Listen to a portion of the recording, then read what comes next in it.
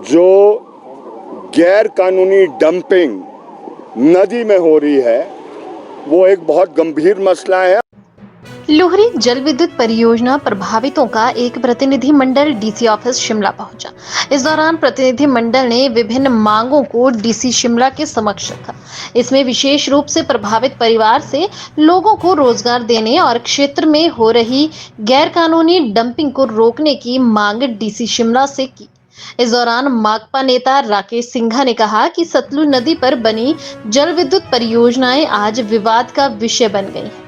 इस परियोजना के तहत 132 लोगों की जमीन चली गई, लेकिन इन प्रभावित परिवारों में से लोगों को रोजगार नहीं दिया गया। इसके अलावा राकेश सिंघा ने कहा कि क्षेत्र में गैर कानूनी डंपिंग की जा रही है, जिसे तुरंत रोका जाना चाहिए। तो मांग उनके समक्ष रखी गई है। देखिए, आप जानते हैं कि जितने भी सतलुज नदी पर प्रोजेक्ट है बहुत विवादित हो गए और विवाद का एक मुख्य कारण है जो गैर कानूनी डंपिंग नदी में हो रही है वो एक बहुत गंभीर मसला है। और उस मसले को लेकर 3 बजे मैं हिमाचल प्रदेश के चीफ सेक्रेटरी महोदय को भी मिल रहा हूँ और ख़ास तौर पर वो सुन्नी हाइड्रो प्रोजेक्ट के सिलसिले को लेकर है।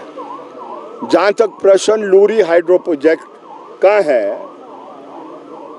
उसमें हमने बहुत साफ और स्पष्ट प्रशासन को कह दिया है और इसके बाद सरकार को भी कह देंगे, जो प्रोजेक्ट प्रभावित की पीड़ा है उस पीड़ा को दुर्भाग्यपूर्ण कानून होने के बावजूद, नीतियां होने के बावजूद सरकार और सरकार का तंत्र उस पीड़ा को दूर नहीं कर पा रहा है। और इसलिए आप जानते हैं कन्नौर में बहुत से प्रोजेक्टों के प्रश्न को लेकर जो नौजवान हैं और महिलाएं हैं उन्होंने वो प्रोजेक्ट बनने ही नहीं दिए।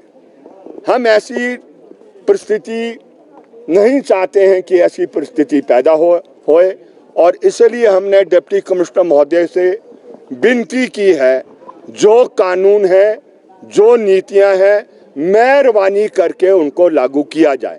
और वो क्या है, जमीन चले गई 100 तो हाईली स्किल्ड का वेजेस आपको देना होगा, ये प्रश्न भी रखा है। दरारें मकानों में आ गई है, जो ब्लास्टिंग वहां प्रोजेक्ट पर की जाती है, लेकिन सर्वेक्षण के अलावा एक स्थान को छोड़कर जो नृत्य में है वो उसका मुआवजा दिया गया है। लेकिन जितनी भी 11 पंचायतें वो चाहे रामपुर बुशहर में लगती है, कुल्लू वाले इलाके में लगती है या कमार्शन वाले इलाके में लगती है, एक नया पैसा नहीं मिला।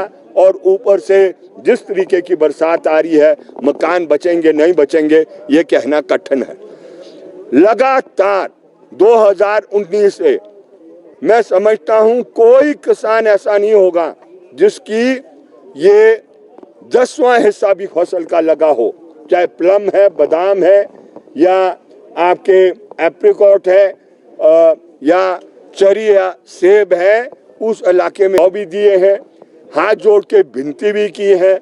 और आप जानते हैं हमारी धारा इस प्रकार की है, जब पानी इससे ऊपर चले जाएगा तो चाहे जो मर्जी हो, फिर ये आर पार की लड़ाई होने वाली है। आर पार की लड़ाई से पहले जितने भी दरवाजे होंगे उन दरवाजों को हम खड़काएंगे और कोशिश करेंगे कि उससे लोगों को न्याय मिले। अगर न्याय नहीं मिल पाएगा फिर आखिरी हथियार, हम उस आखिरी हथियार को इस्तेमाल करेंगे और वो आखिरी हथियार हिमाचल प्रदेश की सरकार के लिए अच्छा नहीं होगा। तो समय रहते हुए हम सरकार से अपील कर रहे हैं कि लोगों की पीड़ा को दूर करें जो कानून के दायरे के अंदर आती है।